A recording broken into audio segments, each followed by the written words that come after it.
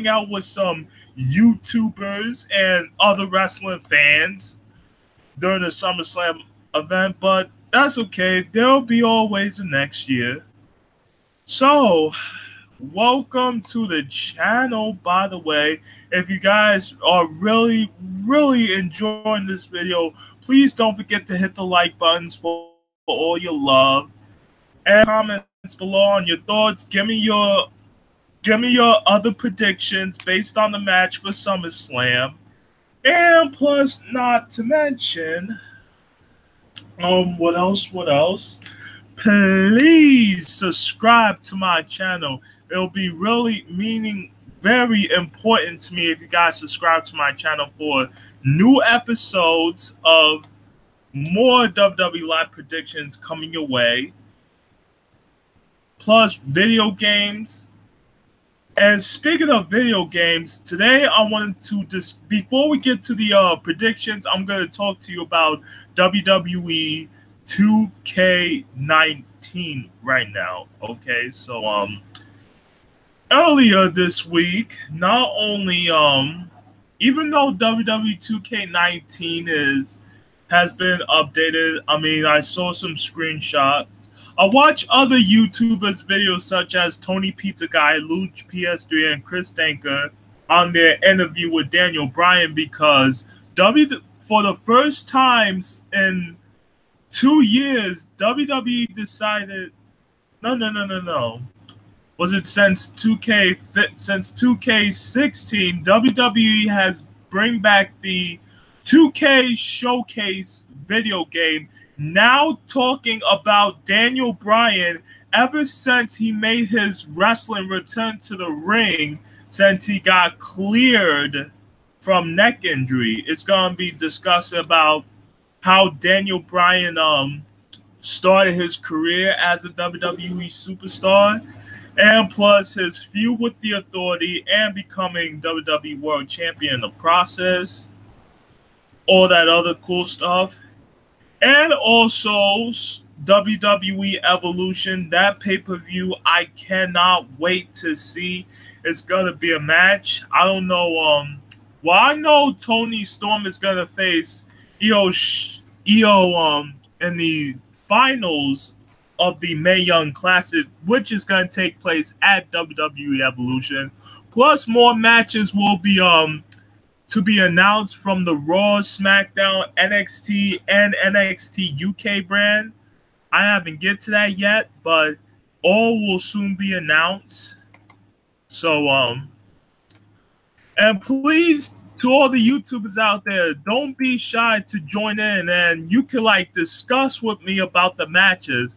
Plus, now I have a Discord channel. Click that link below, and you can I'll be able to answer you guys I'll be asking you guys questions about the matches for SummerSlam and NXT Takeover. So please, it means a lot to me so I can like get my YouTube channel up and running, get more subscribers, get some feedback to lots of wrestling fans out there.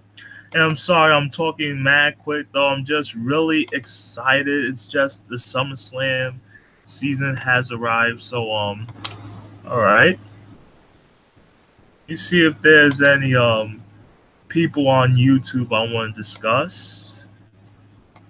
Some of y'all playing super cards, so I wonder what you guys are doing right now.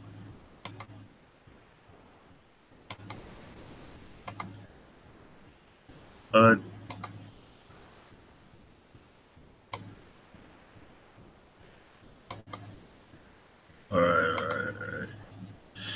Let's see. What do we want to discuss?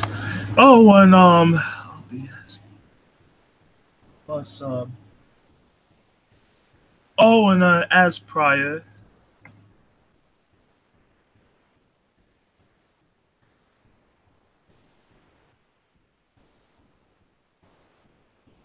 Oh, and I'll be asking.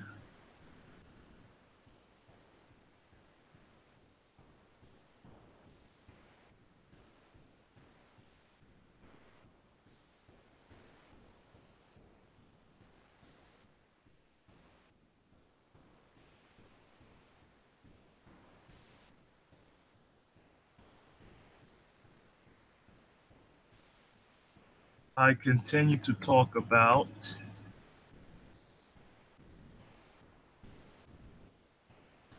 matches. I'm just like on my Twitter right now, tweeting so I can like get some like get you guys to ask me some questions.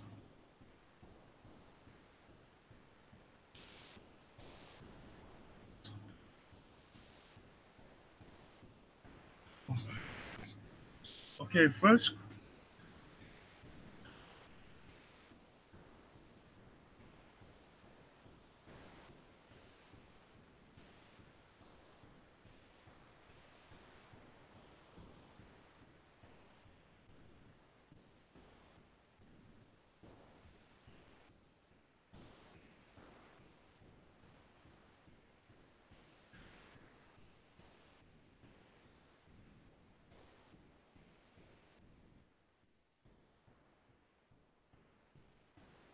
Takeover Brooklyn.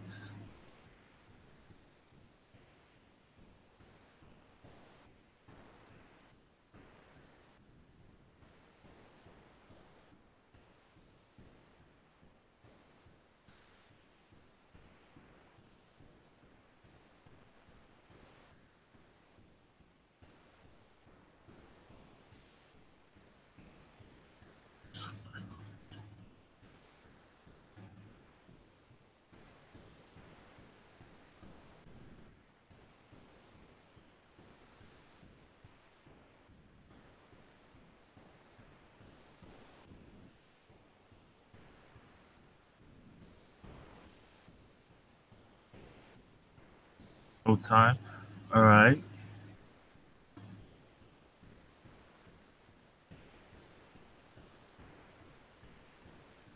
Okay. All right, sorry about that. Let's get this started. So sorry, I got a little distracted. Okay, so right now we're gonna be discussing first match. We're gonna be talking about the NXT Takeover Brooklyn Part Four. It's a shame. I only been there for the first one and 3 years ago. It's a shame I didn't can't be there for the fourth one. All right, so the first one I'm gonna like break down is gonna be Ethan Carter the third to take on the Velveteen Dream. I believe that match will probably steal the show. So on June 26th at the NXT UK Championship, Velveteen Dream and EC3 teamed up and were defeated by the team of Aleister Black and Ricochet. After Dream left the ring during the match on August 1st episode of NXT, a match between the two was scheduled for NXT Takeover Brooklyn 4. So E- Ethan Carter third or EC3, I'm just gonna like go with EC3 to beat Velveteen Dream. And for the NXT Tag Team Championships, it's going to be Part 3 match. Mustache Mountain, two-thirds of British Strong Style, which consists of Tyler Bate, former UK champion, and Trent Seven, the former ICW World Heavyweight Champion, taking on the current NXT Tag Team Champions, representing the Undisputed Era, Kyle O'Reilly and Roderick Strong. Shout out to the Undisputed Era. Happy 1 year anniversary, because last year was the first time Cole, O'Reilly, and Fish made their NXT debut due to Roderick Strong being a part of Undisputed Era. So happy 1 year anniversary to you guys. Shout out to you guys, by the way. All right. So okay, let's see.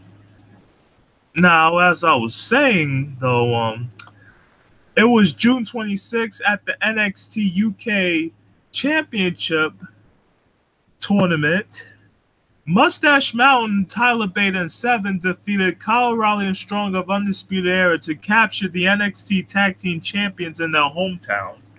The next night, on June 27th episode of NXT, the Undisputed Era defeated Mustache Mountain and Ricochet in a six-man tag team match.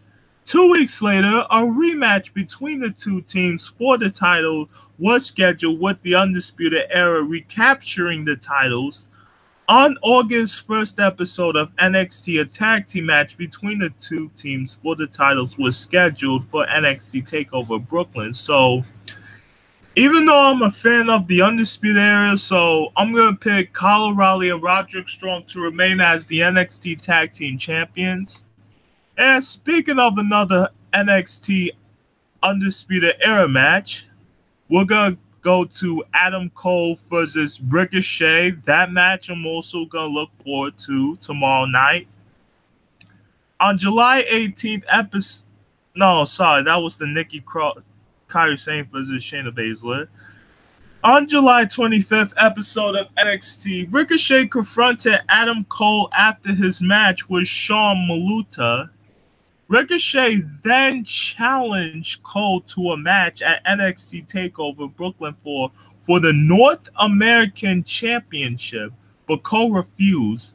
So the following week, a match between Cole and Ricochet for the title was scheduled at NXT TakeOver Brooklyn Part 4. So that means, well, I know I like Ricochet. I got nothing against him. So it's going to be a tough pill to swallow. So it might be Adam Cole, but I'm going to go with Ricochet.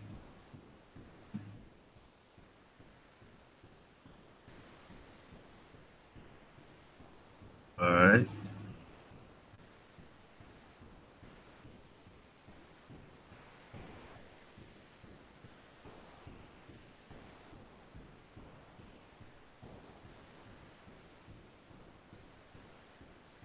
All right, so I'm going to stick with Adam Cole to retain his NXT North American Championship. So next one, we got Shayna Baszler, number 4, versus Kairi Sane. That's my favorite. So So on July 18th episode of NXT, Kairi Sane defeated Nikki Cross and Candice LeRae in a triple threat match to become the number 1 contender for the NXT Women's Championship, and will face Shayna Baszler for the title. So Shayna, I know who's going to win.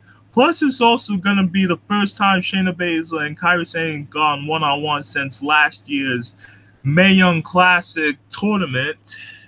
In the finals, Kairi Sane won, causing Shayna Baszler to lose to her. So, even though as much I've liked Shayna Baszler, I'm going to pick her to retain her NXT Women's title against Kairi Sane. If Kairi does beat Shayna, we'll probably see her on the main roster, either on Raw or SmackDown in the near future. And the last match of this show is going to be Tommaso Ciampa versus Johnny Gargano in the last man standing match. However, it was originally a triple threat match because NXT showed a clip of Aleister Black being attacked outside of the Full Sail University behind the bush. So it is unanimous on who attacked Aleister Black. So it was July 25th episode of NXT. Tommaso Ciampa defeated Aleister Black to capture the NXT Championship due to interference from Johnny Gargano. The following week, as Black approached the ring to confront Ciampa, Gargano ran past Black and attacked Ciampa. Black then attacked Gargano. The following week, Ciampa attacked Black and Gargano during their scheduled match. A match between the three for the title was scheduled for NXT TakeOver Brooklyn 4.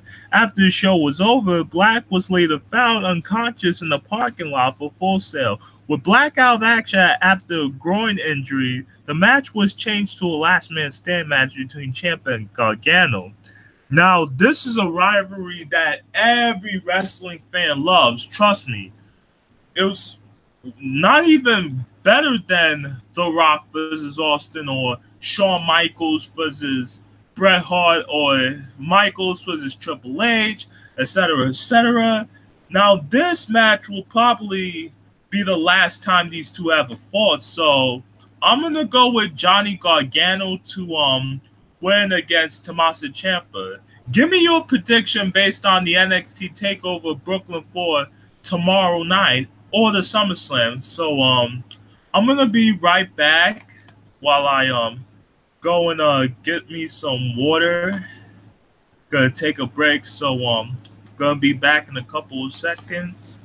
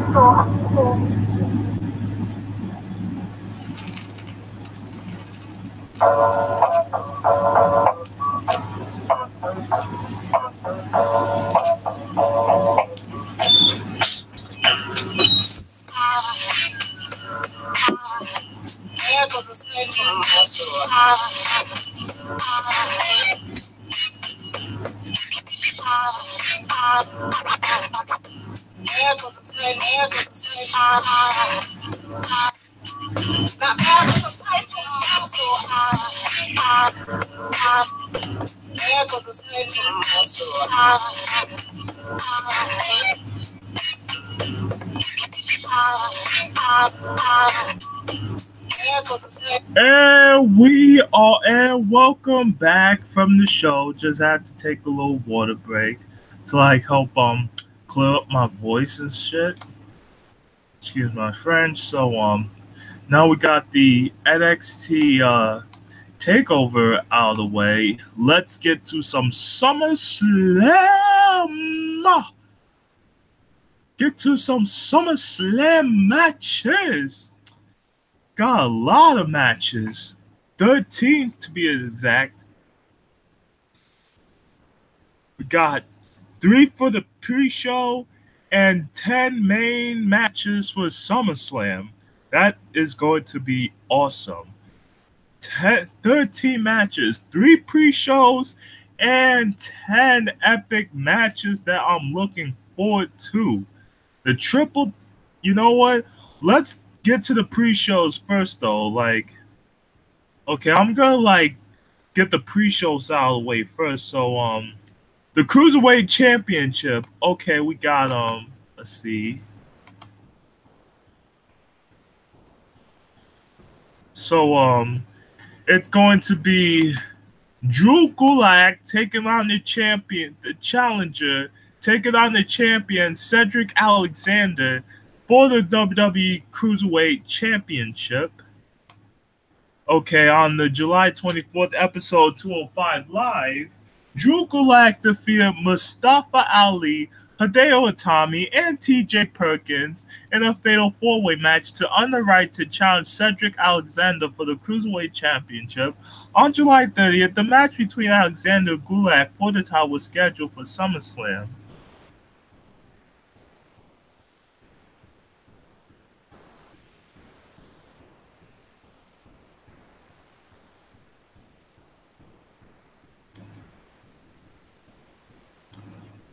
Okay, so even though I haven't watched 205 lately, because I was watching the news and Miz and Mrs. So I'm gonna go with Cedric Alexander to be Drew Gulak.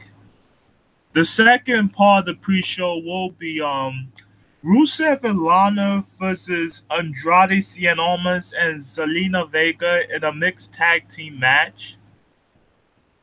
So, on the July 24th episode of SmackDown, Andrade Cien Almas defeated Rusev. The following week, Zelina Vega defeated Lana. A rematch between Vega and Lana was scheduled the following week, with Vega winning again. On August 11th, a mixed tag team match between Rusev and Lana and Almas and Vega was scheduled for SummerSlam pre-show. So, Rusev and Lana, I'm going to pick to defeat Zelina Vega and Andrade. And the third and last part of the pre-show, the Raw Tag Team Champions will be up for grabs. The B Team, Bo Dallas and Curtis Axel, taking on the Revival, Dash Wilder and Scott Dawson's, which I could care less. On August 13th episode of Raw, the B Team defended the Raw Tag Team Champions in the triple threat.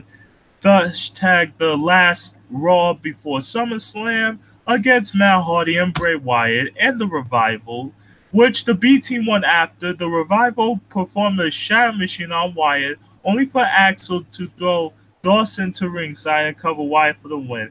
It was announced afterwards that the B Team would defend the Raw Tag Team Championships against the Revival on the SummerSlam pre-show.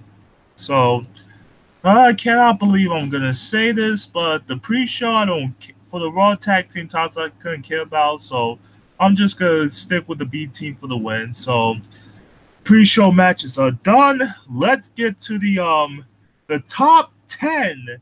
The top 10 matches for the SummerSlam. I'm gonna start off with the SmackDown Tag Team Champions, the Bludgeon Brothers, Eric Harper and Luke Harper and Eric Rowan, taking on the New Day, Biggie Langston, Kofi Kingston, for the SmackDown Live Tag Team Championships. Let's go to see how this started. All right. On June 24th, you know what? Let me start with Raw first. Yeah. I'm going to start off with the Raw side of SummerSlam. Then we're going to get to the Smack It Down, brother. Okay. We're going to start off with the women's champion.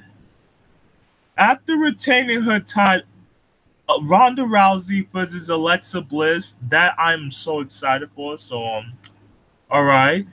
After retaining her title, Nia Jax at Extreme Rules, an Extreme Rules match, Raw Women's Champion Alexa Bliss gloated and continued to rub in the faces of every wrestling fans in the world about how she beaten every women's wrestler on the Raw roster. Ronda Rousey, who Bliss attacked at Money in the Bank 2 months ago, thus cost her a championship match, and who had been suspended, came out from the crowd and attacked Bliss and Mickie James. Raw GM Kurt Angle then came out and stated that Ronda Rousey has broken her suspension. She would be suspended for another week. However, Baron Corbin disagreed and decided to call Stephanie McMahon, but Kurt Angle took Baron Corbin's phone while Baron Corbin went in backstage to search for it and scheduled a match between Bliss and Rousey at SummerSlam. So as long as Ronda Rousey don't break her suspension again, and also after Ronda Rousey's suspension has been lifted, she decided to face Alicia Fox one-on-one, which Ronda Rousey won. And then, this is awesome. This is awesome. Also on the last Raw before SummerSlam, Alexa Bliss hired her personal security to make sure Ronda Rousey don't touch her. And my favorite part was after Ronda Rousey body slammed all security guards, the last one that Ronda Rousey gave him the mean look and decided to run. And also, Alexa Bliss lost to Ember Moon by DQ due to Alicia's Fox interference, though Ronda Rousey made the save. So I know exactly who I want as the Raw Women's Champion, Alexa Bliss, because ever since she won back the title, she's become more bossier and ruder than ever. Still can't get over that facial expression she made at Ronda Rousey. That girl, that looked like the face of a Chucky doll. But all kidding aside, Ronda Rousey for Raw Women's Championship. Sorry, Alexa, your time as Raw Women's Champion has come to an end. Please.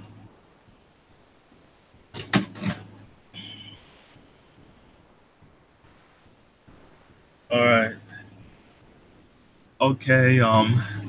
Then we're gonna do Kevin Owens versus Braun Strowman for Braun Strowman's Money in the Bank briefcase. At Extreme Rules, Kevin Owens defeated Braun Strowman via escape in the cage when Braun Strowman threw Owens from the top of the cage onto the announce table. On July 23rd episode of Raw, Owens vowed to take everything away from Strowman. A rematch was scheduled for SummerSlam with the stipulation that if Owens won, even by disqualification or counter, he would win Strowman's Money in the Bank contract. And Braun Strowman loses is cool though, but that's not going to happen because Braun Strowman is my prediction, my pick to walk out with his Universal Championship. I mean, the Money in the Bank, and probably walk out, cash in on the Universal title match if Brock Lesnar or Roman Reigns manage to win their match. All right, let's see. What? You're gonna bleed for Stone Cold Steve Austin. You're gonna bleed for the Alliance. You're gonna bleed for the World Wrestling Federation champion. I will.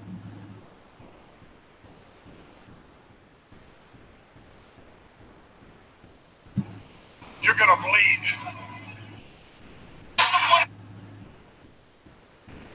What? You're gonna bleed for Stone Cold Steve Austin. You're gonna bleed for the Alliance. Sorry. All right. So the next one will be for the Intercontinental Championship. Dolph Ziggler versus Seth Rollins, and also the return of Dean Ambrose in Seth Rollins' corner, while Dolph Ziggler will have Drew McIntyre in his corner. At Extreme Rules, Dolph defeated Seth Rollins 5-4 in the sudden death overtime of a 30-minute Iron Man to retain the Intercontinental Championship thanks to interference from Drew McIntyre. On the July 23rd episode of Raw, Rollins and Finn Balor defeated Ziggler and McIntyre. A rematch between Ziggler and Rollins for the title was scheduled for SummerSlam. During the contract signing on the last Raw, on Monday, August 13th episode of Raw, Dean Ambrose returned from injury, confirming he will be in Rollins' corner at SummerSlam, plus got a new haircut look and a badass beard in the process. So Seth Rollins, I know he's going to be Intercontinental Champion depending on if Dean Ambrose does not turn heel.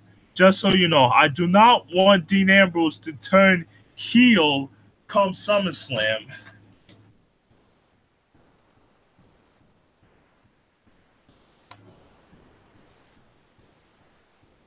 Like, please do not turn heel, Dean Ambrose.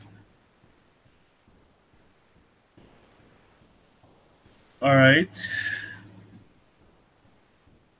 Then we got Finn Balor versus Baron Corbin. Finn Balor to defeat Baron Corbin. Corporate hashtag Constable suck up.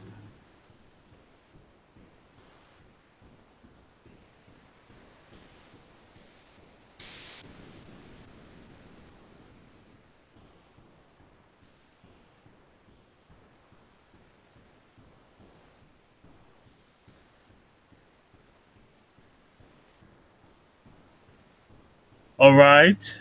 Let's see. That's it for the Raw matches. No, not yet, because we also got the main event for Raw. It will be for the Universal Championship, Roman Reigns versus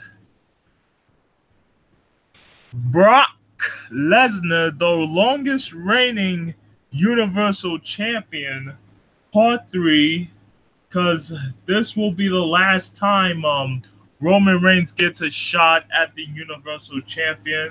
I just pray Roman beat Brock Lesnar once and for all. Just please, pretty please. Okay, on the Raw after Extreme Rules, Bobby Lashley, Drew McIntyre, Seth Rollins, Elias, Finn Balor, and Roman Reigns all pleaded their cases as to why they should face Brock Lesnar for that crappy strawberry-looking Universal title at SummerSlam. In response, Angle scheduled 2 triple threat matches that night, with the winners facing each other the following week to determine who would face Lesnar at SummerSlam. Reigns won the first triple threat by defeating Balor and McIntyre, while Lashley won the second by defeating Elias and Seth Rollins, thus setting up Reigns and Lashley facing each other the following week. So, in which Reigns won to face Lesnar, my pick was Bobby Lashley.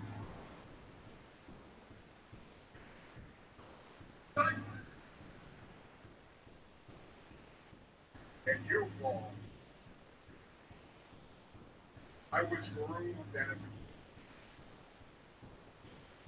and Well, I picked Lashley to face Lesnar, but that's kind of sucks. So, and because of that, Brock Lesnar arrived at the arena backstage looking at magazine, demanding Paul to get some steak for him, while Kurt Angle told Paul Heyman that if Brock doesn't come to the ring and addresses Roman Reigns for SummerSlam, then Paul Heyman will be fired.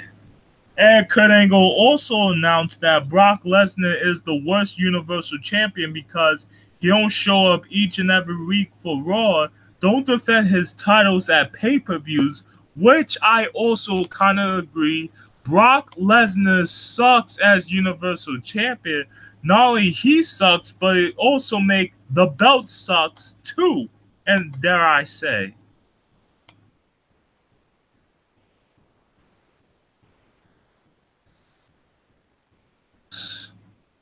Yup. Best promo by Kurt Angle. Then Brock came out, F5 Kurt Angle in the ring, and while Baron Corbin ran, Kurt Angle changed his mind not to suspend Brock Lesnar, but he also wants to see Roman take the titles from him.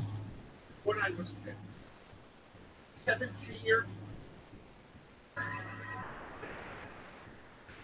On the last Raw before, and I'm gonna put it on the audio so you guys can hear, so no copyright.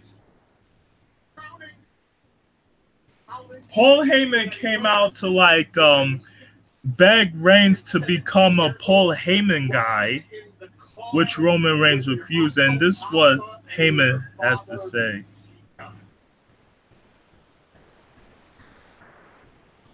You know what your father taught me on those car rides? Something that your father taught all of his sons.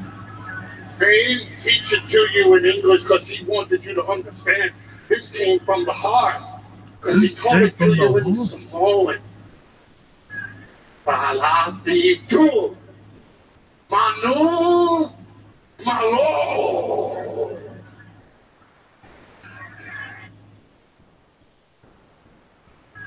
Palafitu. Manu. Malo. I don't even know what does that means in English, but I think it's some Zika Roman Reigns' father told Paul Heyman when he was young, something if Roman Reigns wanted to join Paul wanted Roman to become a Paul Heyman guy. Falafe tu malo. I don't know. Some in Samoans that maybe trying to like I think WWE is trying to like cause a double turn so Brock can turn face while Roman Reigns would end up turning heel and probably join forces with Paul Heyman since Brock Lesnar is setting his sights on the UFC heavyweight championship against Dan Cormier at the next UFC show. So since Roman Reigns turned down the offer at Paul Heyman sprayed some pepper spray, a whole dose of it in Roman Reigns' face, and thus faking a breakup. So Brock Lesnar came in and ambushed Reigns just before their match at SummerSlam. So Reigns, whether you guys like Roman Reigns or not, whether you can chant "Let's go Roman" or chant "Roman sucks," Roman Reigns needs to win that Universal Championship. This match is a must-see, a definitely must-see. Whether you guys like Roman Reigns or not, it doesn't matter. My pick, Roman Reigns will become the Universal Championship. Trust me. And if y'all think that he's going to turn heel, it may happen or it might not happen. Hell, I just want to see him become the next Paul Heyman guy. And I don't want to see Brock Lesnar hold that Universal title for as long as he won. I just want him, that fool, to drop that title. So out of the way with the Raw matches, the next up, we're going to do the SmackDown matches. And we're going to start off with Shinsuke Nakamura versus Randy Orton. At Extreme Rules, Nakamura defeated Jeff Hardy in 6 seconds with the low blow to capture the United States title after a pre-match low blow. A rematch was between the two for the title was scheduled for the following SmackDown, with Hardy going for a Swanton Bomb, winning via disqualification after he was attacked by Randy Orton, who returned at Extreme Rules and out of nowhere attacked Jeff Hardy, thus making his 5th heel turn in the process. On August 3rd, another match between the two for the title was scheduled for SummerSlam. Now, that what WWE just messed up. Why have Jeff Hardy for Shinsuke Nakamura when they could just make it a triple threat match with Randy Orton in the mix? Now, I don't know what's Randy Orton's problem with Jeff Hardy. Well, even though some of y'all think it's probably some unfinished business he had a decade/10 years ago since the Royal Rumble 2008, but it's not. Randy Orton stated that it's because he feel like he's not being cheered enough or appreciated because since other fans cheered lots of WWE superstars over him and called the fans the real legend killers. But I just hope Randy Orton don't do nothing stupid. Jeff Hardy, who I want to win back the United States title from Shinsuke Nakamura. Next up, we're going to get to the tag team titles. On July 21st, Paige announced the #1 contenders tag team tournament with the winning team earning the right to challenge the Bludgeon Brothers, Harper and Rowan, for the SmackDown Tag Team Champions at SummerSlam.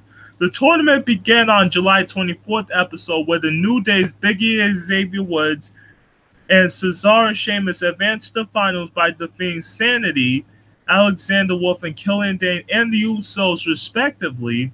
The New Day's Big E and Kofi Kingston then defeated Cesaro and Sheamus in the finals to face the Bludgeon Brothers at SummerSlam.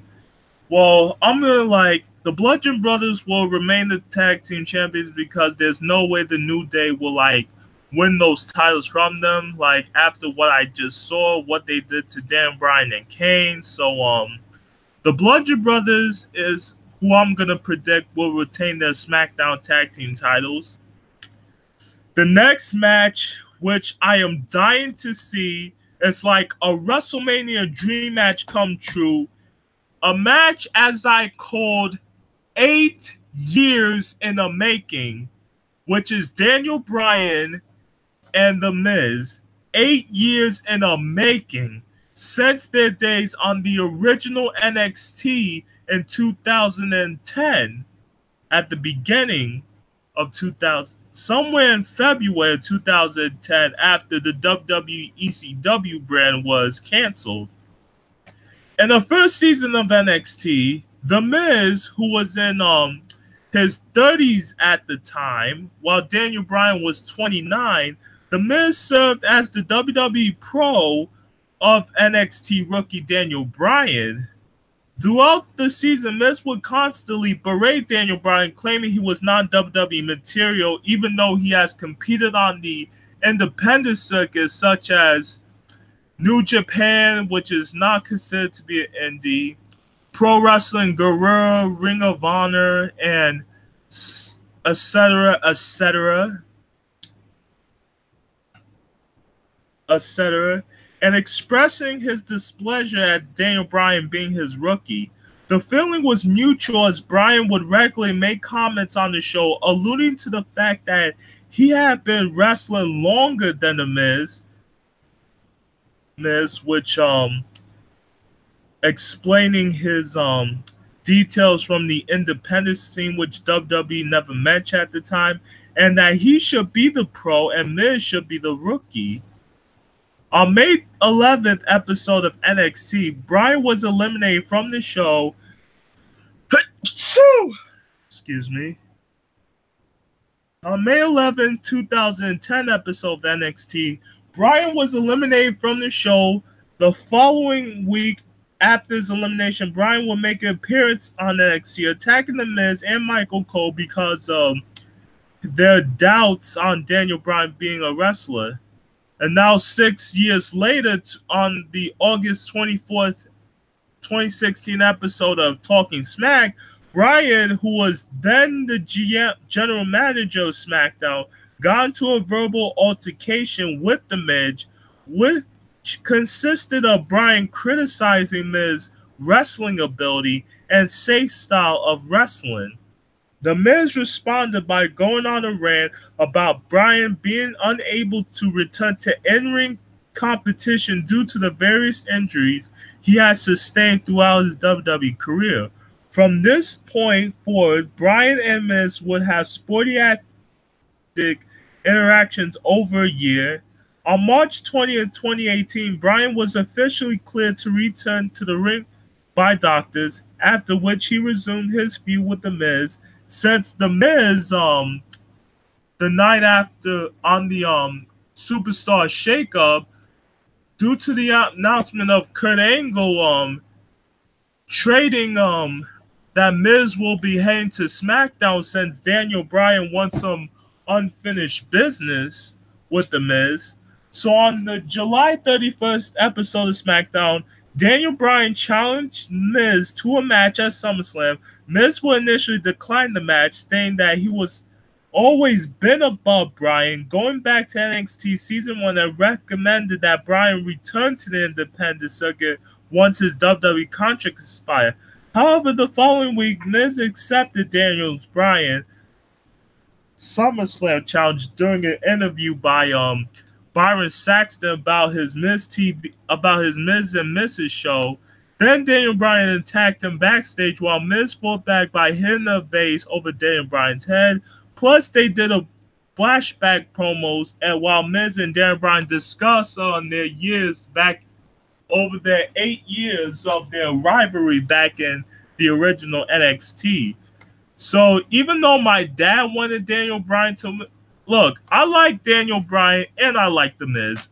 Now, ever since I was 14 years old, I've been a fan of The Miz. Hell, I was a fan when The Miz won the WWE Championship via Money in the Bank contract cash-in against Randy Orton on November 22nd, 2010. Then, during 2011, I started not to like Daniel Bryan because I was a heel fan at the time, but I'm still a heel now. However, I still like Daniel Bryan since 2012, since he became a world champion. Then I started to like Daniel Bryan when the Authority started a feud against him. So, with all that aside, Daniel Bryan, I'm going to pick to beat The Miz at SummerSlam in Brooklyn, New York. All of that. Next up, we got a triple threat for the SmackDown Women's Championship. Carmella versus Becky Lynch versus Charlotte Flair. Now, on the July 24th episode of SmackDown, Becky Lynch defeated SmackDown Women's Champion Carmella in a non-title match to earn the right to challenge Carmella for the title at SummerSlam. The following week, Charlotte Flair... Hold up. Let me look at the calendar for a minute.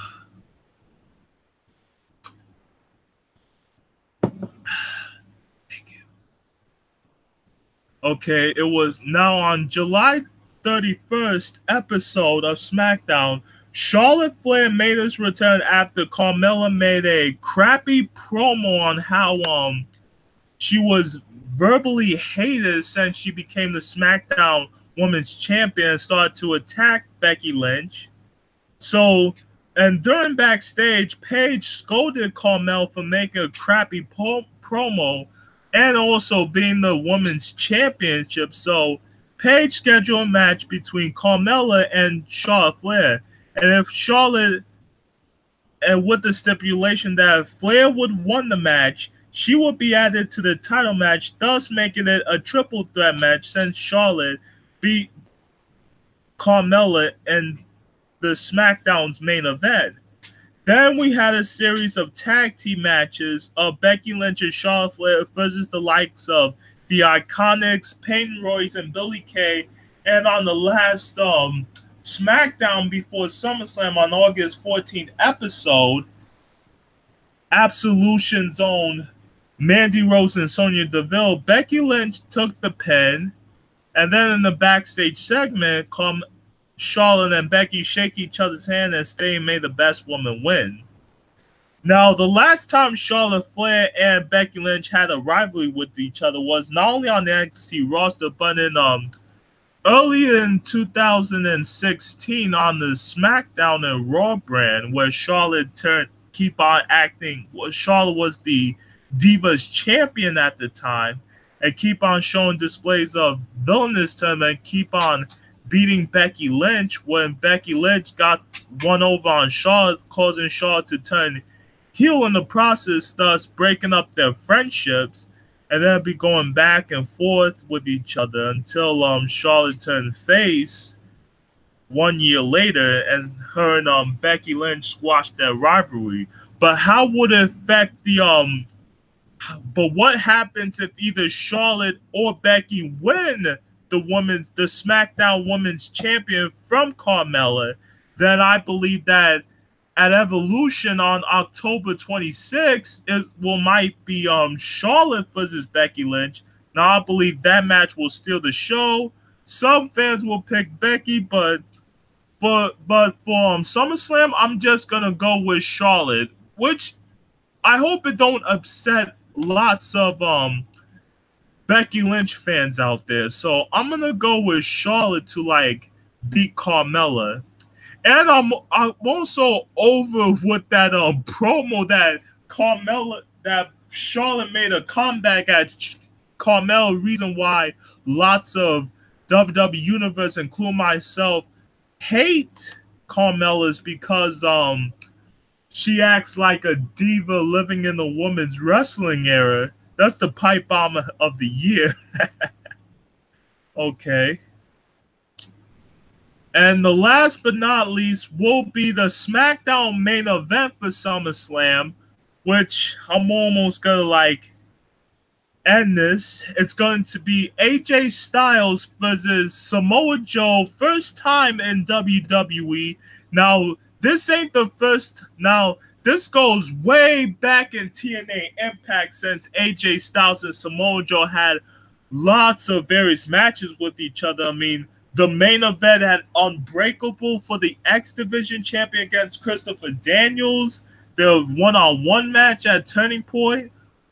I mean, Destination X 2006, and another triple threat with him, Styles, and Daniels, including one-on-one matches from Sacrifice, Bound for Glory series, including Against All Odds in 2010 for the Impact Heavyweight Champion. So, on October 27, General Manager Page was about to announce AJ Styles' opponent for the WWE Championship at SummerSlam with the open contract, but was interrupted by James Ellsworth, who tried to claim the contendership, was subsequently fired by Page after insulting her. As Page and security saw to Ellsworth being kicked out of the building, Samoa Joe attacked Styles with the Coquina Clutch. Joe signed the contract, thus making their title official. And even though they had like a I respect AJ Styles and Samoa Joe's past rivalries due to their days in TNA Ring of Honor, but what I don't like about the part of it is when the next night on the 31st episode of SmackDown, Joe came out and started disrespecting AJ Styles and his family about how he put being a WWE championship first and his family second, which me and my dad kind of like, yo, Joe went below the belt on this one. And then the next week on the 7th, AJ Styles stated that sometimes dad had to make sacrifices for what they believe in. Even though I don't want to get into AJ Styles' family business, and on the last SmackDown before SummerSlam, Samoa Joe came out and made a fake letter replying to just to piss AJ Styles off by reading the last part of Wendy Jones on how AJ Styles, like being a champion, stated that he doesn't want a family or kids or wife. And on a WWE.com exclusive, it was shown that AJ Styles was shown backstage was about to attack Samoa Joe, but was held back by Luke Gallows, Carl Anderson, and the Usos. So even though this is a must-see match also, so I'm going to like stick with my boy AJ Styles, P1, to retain his WWE champion against Samoa Joe. Due to the wins and losses AJ Styles and Samoa Joe's had from their record days in TNA, SummerSlam is going to be lit. And I think this just about it for this YouTube prediction. I'm about to like head out to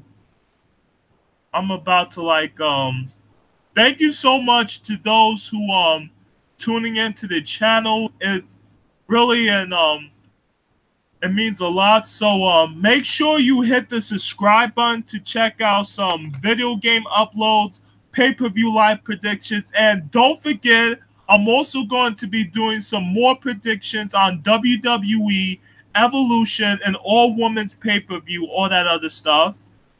And please make sure to subscribe my channel, hit the like buttons, and comments on some previously uploaded videos and other new episodes to come. So thank you so much. Happy SummerSlam weekend.